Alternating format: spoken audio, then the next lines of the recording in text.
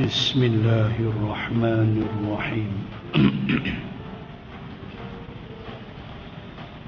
السلام عليكم ورحمة الله وبركاته.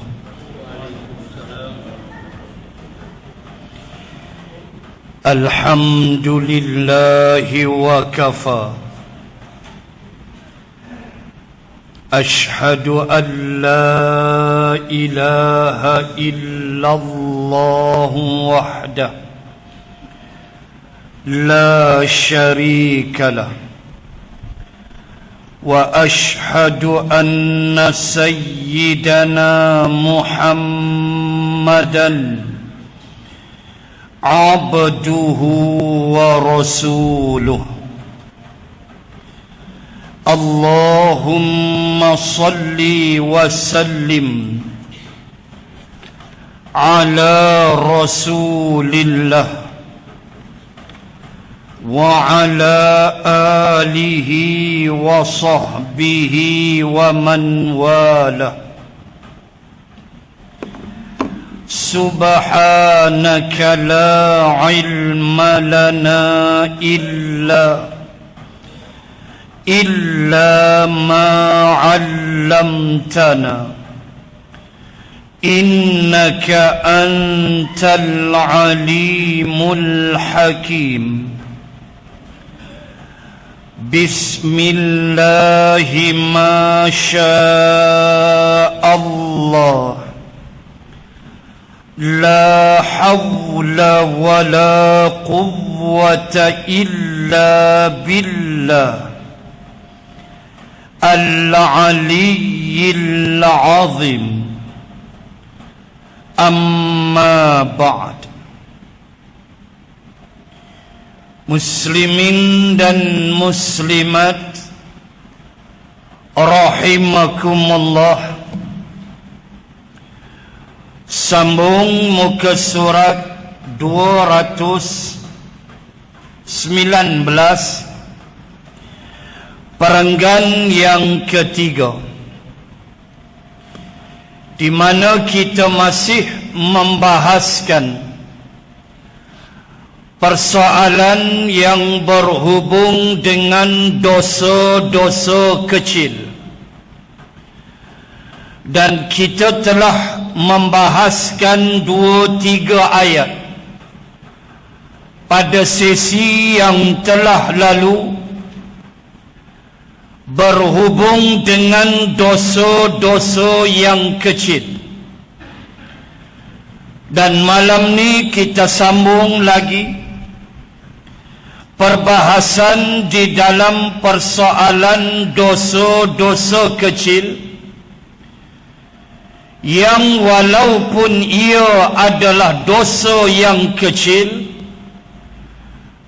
tetapi tetap kita mesti mengambil perhatian, kerana di sana adanya ancaman terhadap penerusan dosa-dosa kecil. Inilah sifat orang-orang yang muhsinin, yakni yang berbuat baik, yang akan mendapat ganjaran syurga di sisi Allah Subhanahu wa ta'ala. Di mana kenyataan ini sudah tentulah merujuk kepada ayat sebelumnya yang telah kita baca bulan lepas. Itulah ayat 31 dan 32 daripada Suratun Najmi, yaitulah alladzina yajtanibunal kabairal itsm illal lamam. Mereka-mereka yang menjauhkan diri daripada al-kabair, dosa-dosa yang besar, Illal lamam, kecuali lamam. Akan dibahaskan kejap lagi lamam itu apa dia. Orang yang bakal ke syurga, kata Allah, adalah mereka yang menjauhkan diri dari dosa-dosa yang besar, kecuali lamam. Lamam maknanya dosa-dosa kecil. Dan kejap lagi kita tengok tahap-tahap dia.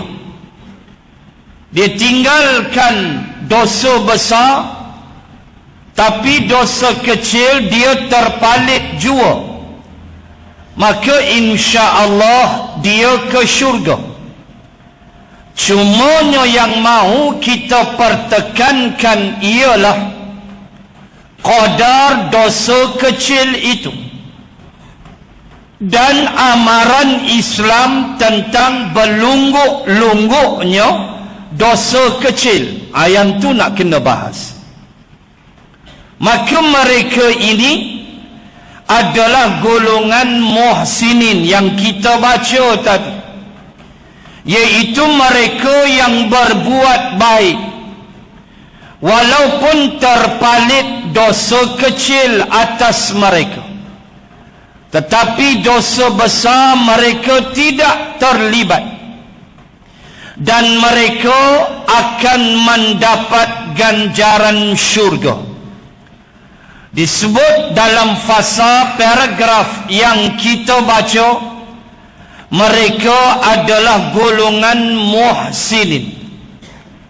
Sebab itu Allah berfirman, Inna rahmatallah qaribum minal muhsinin. Penutup ayat 56 Suratul A'raf. Allah kata sesungguhnya Inna rahmatallahi qaribun minal muhsinin. Sesungguhnya rahmat Allah adalah dekat dan hampir kepada golongan muhsinin. Ini janji Allah. Golongan muhsinin buat baik, dosa besar tak buat, dosa kecil terpalit, tapi akan dibahaskan bentuk dia sekejap lagi. Maka mereka ini rahmat Allah qaribun, dekat dengan mereka. Itulah kehidupan golongan muhsinin.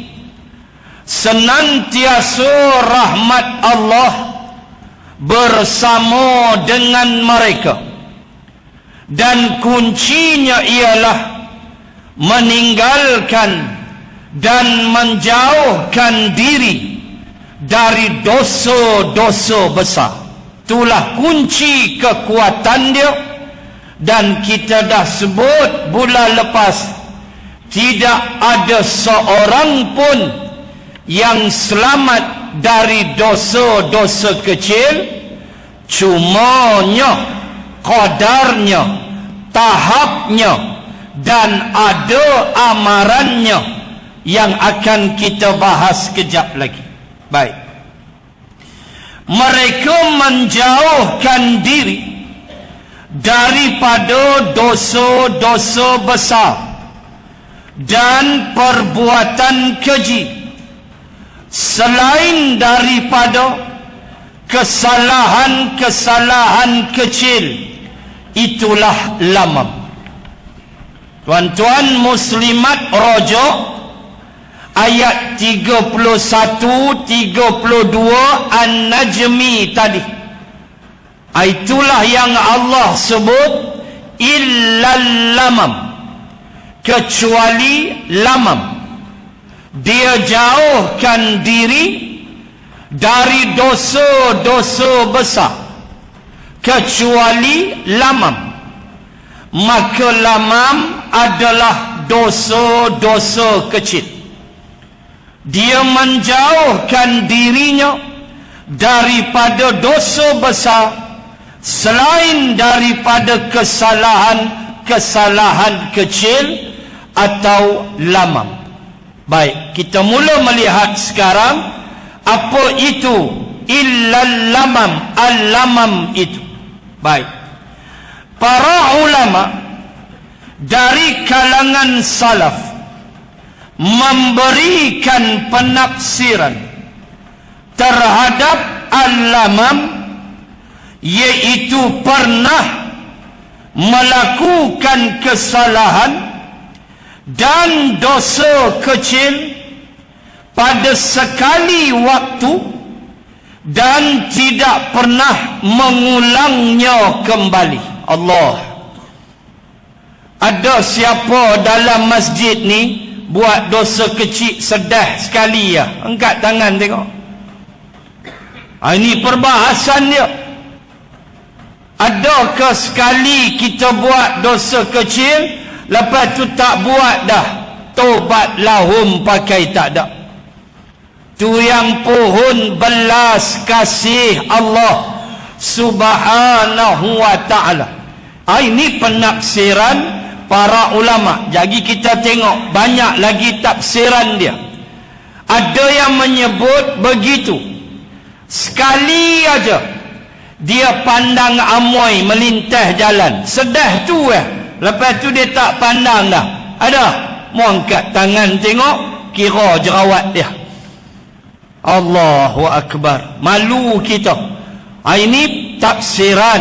Nanti kita tengok ada lagi tafsirannya. Dia tak ulang dah melakukan perkara itu.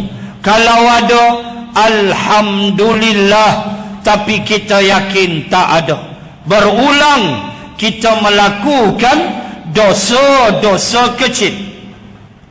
Syekh Abu Saleh rahimallahu ta'ala berkata, aku pernah ditanya akan maksud al-lamam, maka aku menjawab, ia adalah keadaan seseorang yang pernah melakukan dosa kecil kemudian tidak mengulanginya kembali.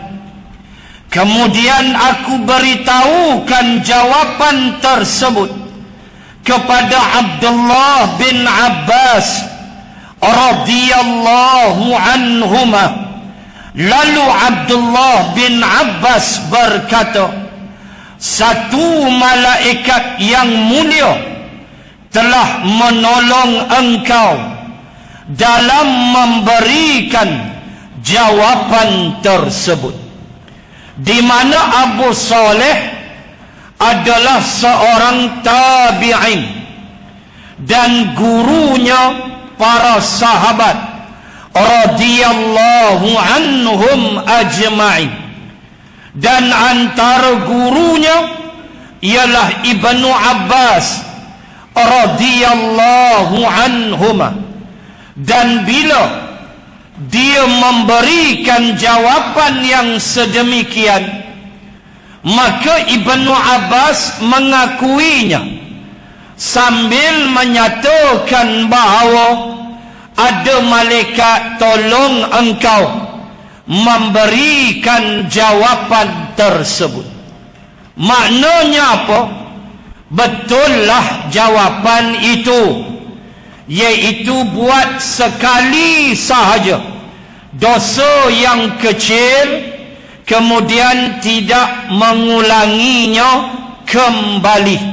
Di sudut ilmu kita amat menghargainya, tetapi di sudut praktikal kita minta ampun kepada Allah Subhanahu wa ta'ala, kerana tiada kemampuan kita untuk buat sekali sahaja dosa yang kecil. Adapun ini adalah jawapan dia daripada lubuk hatinya dan dibenarkan oleh gurunya Ibnu Abbas radhiyallahu anhuma. Jumhurul ulama berpendapat bahawa al-lamam adalah kesalahan-kesalahan dan dosa-dosa kecil. Ini pandangan jumhur. Faham no? Pandangan jumhur. Disebut bahawa al-lamam adalah kesalahan-kesalahan dan dosa-dosa kecil. Makna disebut dengan jamak, dosa-dosa. Maknanya berulang kalilah dosa-dosa kecil itu dilakukan. Cuma disiplinnya akan kita lihat sekejap lagi. Baik. Pendapat ini berasal daripada Ibnu Abbas radhiyallahu anhuma, yang diriwayatkan oleh Imam Al-Bukhari. Berkata Ibnu Abbas radhiyallahu anhuma, makna yang paling dekat dengan pengertian al-lamam ialah hadis yang diriwayatkan daripada Abu Hurairah radhiyallahu anhu dari Rasulullah sallallahu alaihi wasallam. Mafhum, sesungguhnya Allah Ta'ala telah menetapkan ke atas anak Adam akan bahagiannya daripada zina, yakni kesalahan kecil yang tidak akan dapat dielakkannya. Zinanya mata adalah memandang yang dilarang. Zinanya lisan ialah bercakap yang dilarang. Dan jiwa seseorang itu berangan-angan dan menginginkan sesuatu, dan kemaluan itulah yang membenarkannya atau menyalahinya. Ini Nabi sebut antaranya dosa-dosa kecil yang berkait dengan panca indera, sehingga Nabi menyebutnya dengan zina. Cuma Al-Qaradawi almarhum letak dalam bracket kesalahan kecil, iaitulah memandang yang bukan hak. Tapi kalau banyak kali, jahanam. Itu kena faham. Memandang yang bukan hak, bukan tunggu amoi melintas jalan pergi Tesco ke tak. Dalam handphone kita macam-macam boleh dilihat, boleh kita akses. Kalau kaki blue, kaki lucah ni, hak tu dia tengok. Na'udzubillahi min zalik. Sebanyak-banyak filem Piramli, hak tu dia tengok. Tak mau dia. Melayu-Melayu ni tak mau tengok hak lucah. Akhir jadi ketagih. Na'udzubillahi min zalik. Maka memandang yang bukan hak dia, dalam keadaan banyak kali dia buat, dia bertimbun. Nanti jumpa hadis yang lain bila sampai nanti. Nak sebut memandang yang bukan hak itu adalah dosa yang kecil. Tetapi kalau banyak kali macam mana? Nanti datang hadis kita bahas kejap lagi. Baik. Begitu juga Nabi sebut bahawa zinanya mata, zinanya lisan ialah bercakap yang dilarang. Cakap merapu, mencarut, memaki, menghamun orang, ni benda-benda yang dilarang, dan ia disebut sebagai zina bagi lidahnya. Maka sebab itu Nabi aja, falyaqul khairan aw liyasmut. Siapa yang beriman kepada Allah dan hari kemudian, hendaklah dia bercakap yang baik atau dia diam sahaja. Sampai kepada tahap kadang-kadang kita bercakap melebihi qadar yang dibenar oleh syarak. Kadang-kadang kita bergurau dalam keadaan merapu, dalam keadaan gurauan itu tak betul, gurauan itu dusta, gurauan itu ucapannya lara, maka mendatangkan dosa kepada kita. Baginda Nabi sallallahu alaihi wasallam adalah seorang manusia yang minat bergurau. Nabi suka benar bergurau. Allah, inilah Rasulullah. Tapi gurauan Nabi pegang terus Allah Rasul. Gurauan Nabi pegang terus syurga neraka. Cakap tapi tak merapu. Bergurau tapi tidak berdusta.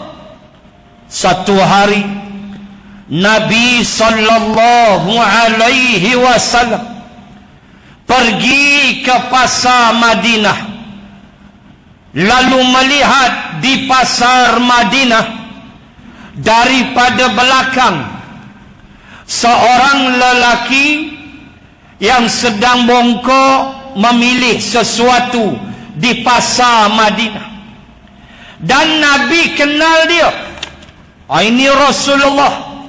Nabi kenal, Nabi tahu daripada susuk tubuh, Nabi tahu dah sahabat tu siapa.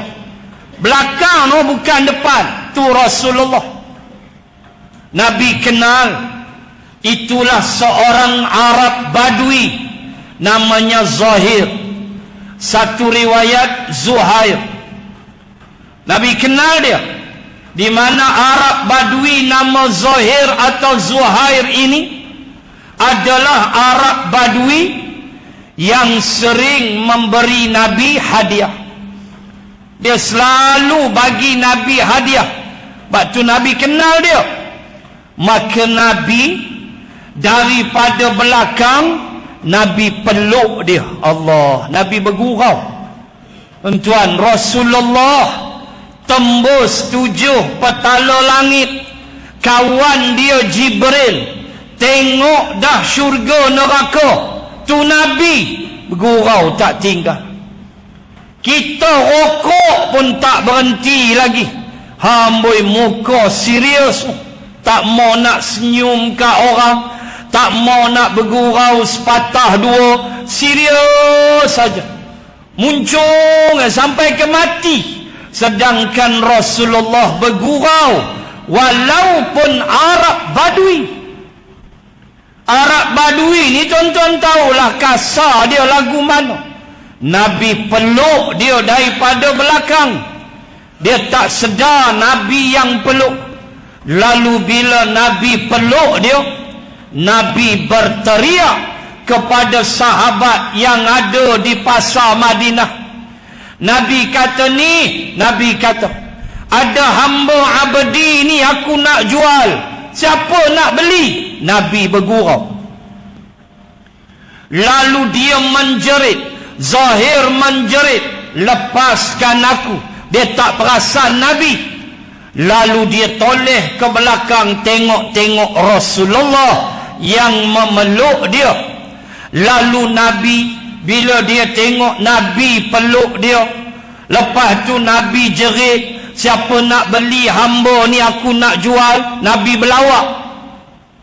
Tiba-tiba Zahir kata, ya Rasulullah, siapalah yang mahu ke saya? Siapalah yang nak beli saya? Saya ni tak kacak, saya ni tak handsome, tak kacak, dan saya ni tak ada harta. Siapa nak beli saya? Zahir balas. Nabi jawab, sesungguhnya engkau laku di sisi Allah. Itu dia Nabi punya lawak. Sesungguhnya engkau laku di sisi Allah, dan di sisi Tuhan Rabb engkau amat tinggi nilainya. Allahu Akbar. Tu bergurau Nabi, bukan merepek tak apa-apa benda macam kita bergurau. Sebab itu Nabi marah. Nabi kata, siapa yang berdusta dalam gurauannya, dia bergurau tapi dia selit ucapan dusta, Nabi kata celakalah dia, celakalah dia, celakalah dia. Nabi ulang 3 kali. Na'udzubillah. Tu zina lidah, cakap merapu, bercakap tak elok, bergurau tak apa-apa.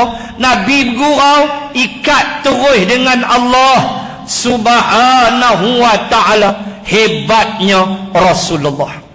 Itu satu contoh berlambak hadis Nabi bergurau. Hadis tadi Imam At-Tirmizi, Nabi bergurau dengan badui namanya Zahir. Allahu Akbar. Nabi kata, hang tak laku, hang laku di sisi Allah, kerana akhlak dia hebat. Subhanallah. Ini gurauan Nabi yang membawa kepada senangnya hati Zahir bila dengar yang sedemikian. Juga dosa kecil itu, kata Nabi, jiwa yang berangan-angan dan menginginkan mengingati sesuatu, berangan kosong, berangan ke bini orang, la ilaha illallah, macam-macam perangai. Bini duk ada, pasal bini dia dah tua, duk berangan kok boleh dapat bini kawan tu muda. Apa punya perangai? Sebab itu antara dosa zina yang paling teruk ialah kamu berzina dengan isteri tetanggamu, isteri jiranmu. Nabi sebut tu kira zina paling teruk lah. Bini jiran pun hang rimbat. Laki kawan tu stroke dah setahun dah, duk terlantar atas katil, bedridden, semua pampers semua tukar. Bini kawan duduk muda lagi, dia mula gatai, mula usah jadi berzina dengan isteri tetangga. Nabi kata ini cukup celaka. Berangan-angan tak pasal-pasal. Orang-orang tua, sampai Nabi sebut dalam hadis, orang-orang tua yang penzina, orang tua yang berzina, la yukallimuhumullah, Allah tidak akan bercakap dengannya pada hari kiamat. Mampu jaga elok tuan-tuan. Zina mata memandang, zina lidah merepek. Last Nabi kata, kemaluan tu dia ikut aja. Kemaluan hanya menuruti arahan mata, arahan lidah ke apa ke. Kemaluan hanya mengikut sahaja. Jadilah zina yang besar. Na'udzubillah. Baik. Dalam riwayat Imam Muslim, mafhum, kedua mata zinanya ialah memandang, kedua telinga zinanya adalah mendengar, yakni mendengar perkara-perkara yang tak elok, umpatan, fitnah dan sebagainya. Dia mendengarnya, lepas tu sebar pula fitnah, bertambah-tambah dosanya. Dia bukan nak cek, dia main dengar sahaja, dan terus touch and go, jalan terus. Hearsay, dengar aja cakap, dengar aja cakap, tak betul tak tidak, tanpa siasatan. Itu adalah dosa. Apatah lagi fitnah, lagilah besar dosanya. Zinanya lisan adalah bercakap, yakni yang tidak benar, dusta dan sebagainya. Zinanya tangan adalah merampas, yakni mengambil hak orang lain. atau apa saja yang berhubung dengan tangan, gubal undang-undang yang menyalahi syarak ke, apa saja yang tangan buat, itulah perzinaannya. Dan zinanya kaki adalah melangkah ke tempat yang dilarang. Na'udzubillah min zalik. Imam Ibn Qayyim rahimallahu ta'ala berkata, pendapat yang tepat adalah pandangan jumhurul ulama yang mengatakan bahawa makna al-lamam ialah dosa-dosa dan kesalahan-kesalahan kecil seperti pandangan mata. Sebut dah tadi, ni pandangan Imam Ibn Al-Qayyim Al-Jauzi rahimallahu ta'ala, di mana dia menyebut bahawa al-lamam ialah dosa-dosa dan kesalahan-kesalahan kecil seperti pandangan mata, lirikan mata, husyalah, senang faham, pakai spek hitam, traffic light, minah melintah, dia mata, bini tak perasan kan, bini tak perasan duk sebelah, dia pakai spek mata hitam, dia ingat Allah tak nampak, mata tu lirik, lepas tu mula kepala otak tu fikir macam-macam. Itulah jantan. Hampalah, bukan aku.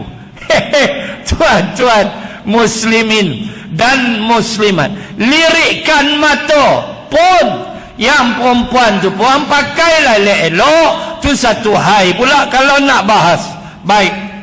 Kemudian sentuhan, menyentuh yang bukan mahram, belum berkahwin, berpegang-pegangan, bersentuhan, dan maaf ataupun kucupan dan seumpamanya, kissing dan sebagainya, yang bukan menjadi hak atas mereka berdua, adalah dosa-dosa kecil yang akhirnya kalau tak dikawal membawa kepada dosa-dosa besar.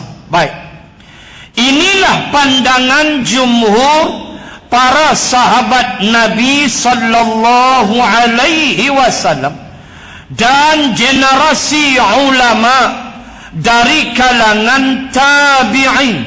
Pendapat ini didukung oleh Abu Hurairah radhiyallahu anhu, Ibnu Mas'ud radhiyallahu anhu, Ibnu Abbas radhiyallahu anhu, Masruq dan Asy-Syabi radhiyallahu anhuma. Inilah pandangan sebahagian sahabat dan juga tabi'in bahawa itu di antara contoh-contoh dosa-dosa kecil yang wajib kita hindarkan.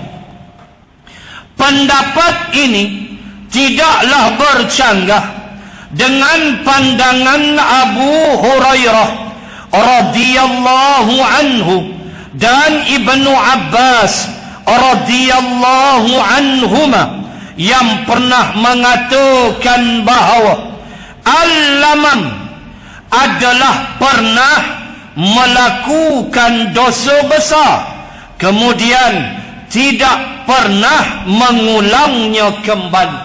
Ada pula satu pandangan daripada Abu Hurairah dan Ibnu Abbas tentang al-lamam. Ada pula pandangan lain. Apa dia? Dia buat dosa besar sekali ya, dia tak ulang dah. Ada pula pandangan itu. Dia buat dosa besar, dia minta ke darah harap sedah tu lepas tu dia tak buat dah sampai dia mati, dia bertaubat. Itu juga disebut al-lamam. Atau dia pernah tikam nombor ekor. Apa sajalah dosa-dosa besar yang dia tak buat dah, sekali tu dia buat. maka itu juga dikira al-lamam. Maka bila al-lamam dia dah bertaubat, maka dia ahli syurga berdasarkan An-Najm 31 dan 32 yang kita baca tadi. Baik, kerana al-lamam mencakupi kedua-duanya, ini pandangan Abu Hurairah dan Ibnu Abbas, iaitulah melakukan dosa besar sekali sahaja dalam seumur hidup dan dosa kecil serta tidak berterusan melakukannya. Dosa besar dia buat sekali, lepas tu tobat, itulah al-lamam. Dosa kecil dia tidak istimrar, dia tidak berterusan melakukannya, itu juga al-lamam.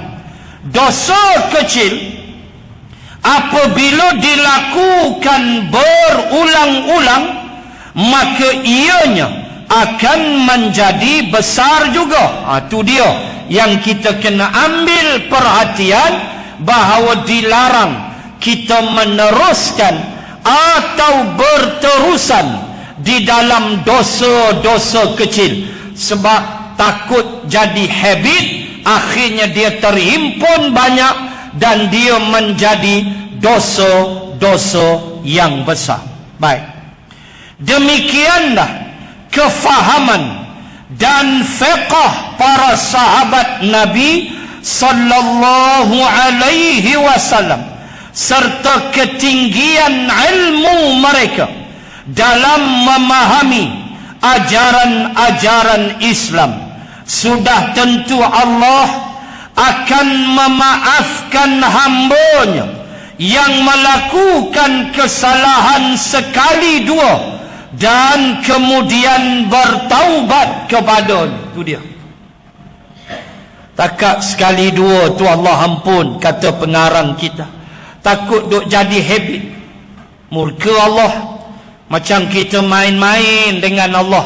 Itu yang kita tak nak, sifat tu yang kita tak mau. Maka kata almarhum Al-Qaradawi, sekali dua insya-Allah Allah akan memaafkan hambanya dan kemudian bertaubat kepadanya. Namun orang yang sudah menjadikan perbuatan dosa sebagai satu kebiasaan, maka sangat dikhawatiri tidak akan ada kesedaran untuk bertaubat. Apatah lagi apabila perbuatan dosa itu dilakukannya berulang-ulang. Yang itulah yang kita tak nak. Dia mengulang-ulangnya sebab dia dah rasa sedap dengan dosa yang kecil. Dia syok. Lalu setan hias. Setan kata dosa kecil je, sat lagi hang semayang habislah. Setan hembus ke telinga dia. Dia pun buat lagi, dia pun buat lagi. Dia ambil, dia take for granted. Dia ambil satu bentuk apa yang kita sebut satu jaminan, yang sebenarnya jaminan itu dihembus oleh syaitan supaya dia terus melakukan dosa-dosa kecil yang dia rasa tak perlu untuk dia bertaubat. Akhirnya dia akan punah dan hancur. Ini kita mesti jaga sebaik mungkin. Baik, satu catatan penting perlu selalu diingat. Meskipun syariat Islam memberikan sedikit kelonggaran di dalam perkara yang menyangkut dosa-dosa kecil dan al-lamam tadi, namun perkara tersebut tidak boleh dipandang remeh, sehingga ada kecenderungan untuk melakukannya secara berulang-ulang. Jaga. Kecil aja tak apa, buat lagi. Kecil aja tak apa, buat lagi. Itu bahaya. Ada kecenderungan untuk mengulang-ulangnya. Hal ini kerana benda kecil bila sentiasa ditambah dan dicampur lama kelamaan akan menjadi besar jua, dan akibatnya boleh menjerumuskan seseorang untuk melakukan dosa-dosa besar, dan dosa-dosa besar boleh membawa kepada kekufuran. Laksana api yang dahsyat bermula dari percikan bara yang kecil. Sahabat Sahlu ibnu Sa'ad radhiyallahu anhu meriwayatkan peringatan baginda sallallahu alaihi wasallam kepada umatnya, mafhum, jauhilah oleh kamu akan dosa-dosa kecil, kerana perumpamaan dosa-dosa kecil bagaikan sekumpulan manusia yang singgah di dalam sebuah lembah. Semua orang membawa sepotong kayu bakar sehingga mencukupi bekalan untuk membakar roti mereka. Demikian pula halnya dengan dosa-dosa kecil. Apabila ianya dikumpulkan, maka ia akan membinasakan orang yang melakukannya. Allahu Akbar. Serupa kata Nabi, orang pergi cari ranting kayu, seorang satu cari ranting atas potong kayu. Seorang ambil satu ranting, katalah ada 100 orang, ranting tu dihimpun. Bila bakar, api jadi besar tak? Besar. Itulah tamsilnya. Hak ranting tu dosa kecil, tapi bila berimpun, bakar tu boleh masak nasi, besar api dia. Begitulah dosa-dosa yang kecil, sedap buat, terus buat, tak ada rasa nak berhenti, akhirnya tak sempat nak istighfar, minta ampun, taubat, mati. Na'udzubillah. Berhimpunlah, lalu jadilah dosa-dosa yang besar yang akan, kata Nabi, membinasakan orang yang melakukannya. Inilah sifat hazar. Inilah yang kita mesti berhati-hati, muslimin dan muslimat sekalian. Baik.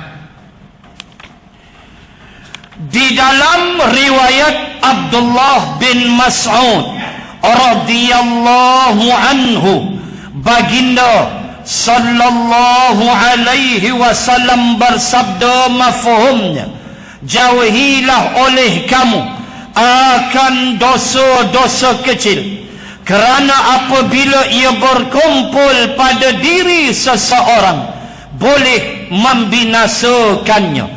Dan sesungguhnya Rasulullah sallallahu alaihi wasallam telah membuat satu perumpamaan, laksana sekumpulan orang yang singgah di sebuah lembah. Masing-masing orang membawa kayu bakar. Setelah terkumpul begitu banyak dan dinyalakan, maka nyala apinya akan membakar semua persediaan yang mereka bawa ke lembah itu. Yang ni Abu Hurairah. Serupalah mafhum dengan hadis daripada Sahl tadi, sama aja. Dosa kecil berimpun jadi dosa besar, membinasakan pelakunya. Kesimpulan perumpamaan tersebut ialah bulan depan lah, panjang hak tu, insyaAllah kita sambung bulan yang akan datang, dan kita cuba habiskan dosa kecil. Banyak ya, beberapa muka surat lagi tentang dosa kecil sebelum kita masuk bab bid'ah. Ada satu bab membahaskan bid'ah, makanya sambung pada sesi akan datang. Muslimin dan muslimat, ada satu pengumuman yang ingin saya sampaikan pada malam ini, iaitulah Satu program yang akan berlangsung bagi pihak Masjid Andalusia Korea saya. Kami akan mengadakan karnival 10 tahun Masjid Andalusia pada 24 dan 25 Jumaat dan Sabtu ini. 10 tahun Masjid Andalusia. Baik, karnival. Antara event besar saya bacakan sikit. 24 November hari Jumaat jam 9 pagi perasmian oleh Yang Amat Berhormat Datuk Seri Menteri Besar. Menteri Besar akan datang jam 9 pagi, insya-Allah majlis perasmian. Jam 10 pagi ada kuliah duha oleh Ustaz Zulkifli yang kita sebut dengan gelaran Ustaz Zul Pandan.